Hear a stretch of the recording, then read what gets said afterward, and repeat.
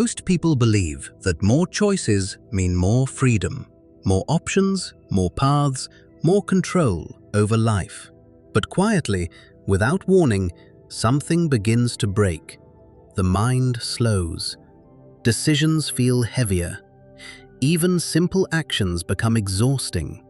And eventually, a strange paralysis sets in. Not because there are no paths forward, but because there are too many. Long before the modern world multiplied decisions into endless variations, the warriors of Japan understood a quieter truth. Freedom is not found in the expansion of options. It is found in the narrowing of them. The samurai did not seek endless possibilities. They sought clarity. And clarity required something most people avoid: limitation. Chapter 1. The Weight of Choice. In the modern world lived a man named Ren. His life was filled with opportunity.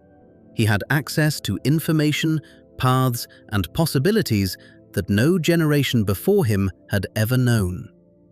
At any moment, he could change direction, start something new, or abandon what he had begun. On the surface, this looked like freedom. But beneath this abundance, something began to erode. Every decision felt uncertain. Every choice carried doubt.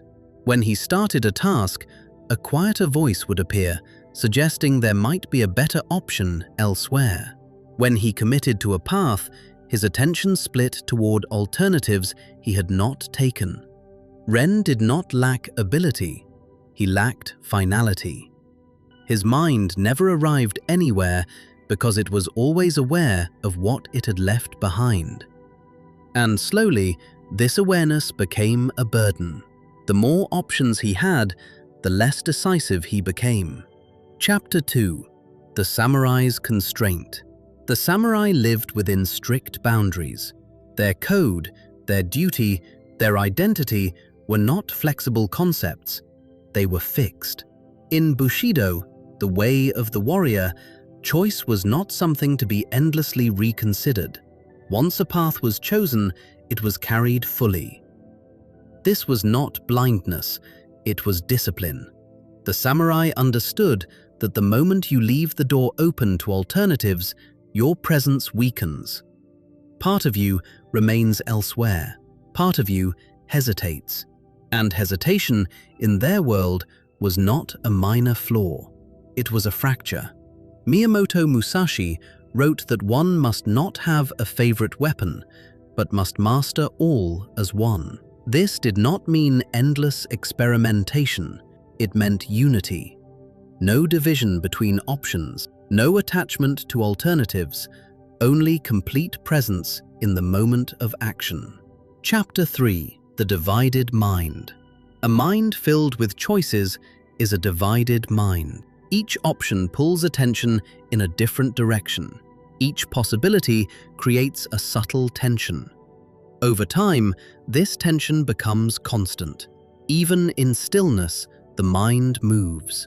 Zen teachings addressed this directly.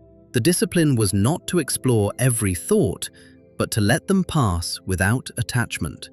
A monk did not chase every possibility that appeared in the mind. He observed and he remained. In this way, the noise of choice began to fade. Ren had never experienced this. His mind was always evaluating, comparing, and reconsidering.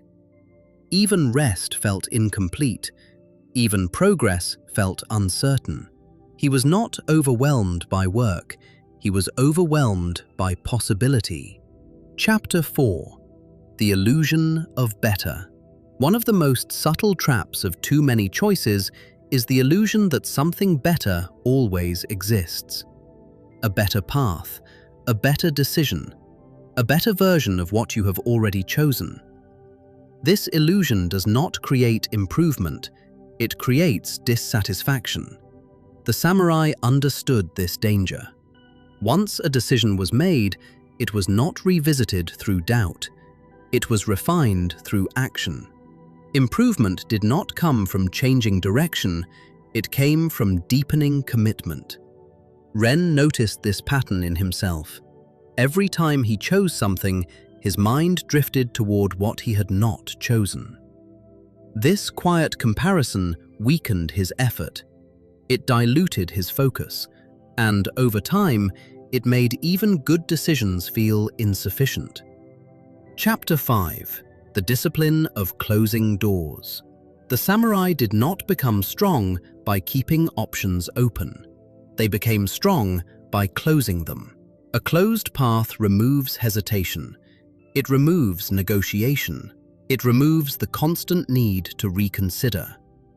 This discipline is uncomfortable. It feels like loss. It feels like limitation. But in reality, it is the beginning of clarity. When there is only one direction, attention gathers, energy concentrates, action becomes clean. Ren resisted this at first. The idea of closing doors felt restrictive. It felt like giving something up. But slowly, he began to understand that what he was giving up was not opportunity. It was distraction. Chapter 6: Small Decisions, Final Commitments. Musashi did not build mastery through grand choices. He built it through small, repeated commitments. Each action was simple, but it was complete. There was no internal debate after it was made. Ren began to experiment with this principle. He chose one task each day and committed to finishing it without reconsideration. No switching, no adjusting, no searching for better alternatives. At first, it felt unnatural. His mind resisted. But something began to shift. The absence of choice created a quiet focus. Without alternatives, his attention stopped scattering. He began to experience what the samurai understood. Clarity is not found in selecting the perfect option. It is found in fully engaging with the chosen one. Chapter 7: The Return of Presence. As Ren reduced his choices, something unexpected returned: presence. His actions became heavier, more deliberate. His thoughts slowed. The constant tension of comparison began to fade. He no longer felt the need to evaluate every possibility. He no longer searched for something better in the middle of action. Instead, he began to stand inside what he was doing, fully, without division. The samurai called this a unified mind, a mind that does not split itself across alternatives, a mind that does not weaken itself through endless reconsideration. It is not a mind without thought, it is a mind without fragmentation. Chapter 8: Strength through Limitation. Modern life teaches expansion, more options, more flexibility, more variation. But strength does not grow in expansion alone. It grows in constraint, in repetition, in commitment. The samurai limited their choices not because they lacked opportunity, but because they understood the cost of too many paths. Every open door is a piece of attention left behind. Every alternative is a division of focus. Ren began to feel this truth directly. As his options decreased, his strength increased. Not in a dramatic way, but in a quiet, steady way. Decisions became simpler. Actions became cleaner. His mind became still. Conclusion: the quiet discipline. The cost of too many choices is not confusion alone. It is fragmentation. It is the slow weakening of presence. It is the inability to fully arrive anywhere. Ancient Japanese philosophy does not reject choice. It refines it. It teaches that true freedom is not found in endless options, but in the ability to commit without hesitation, to act without division, to remain without searching for escape. When you close unnecessary doors, something opens within you: clarity, focus, strength. And in that narrowed path, you finally begin to move forward.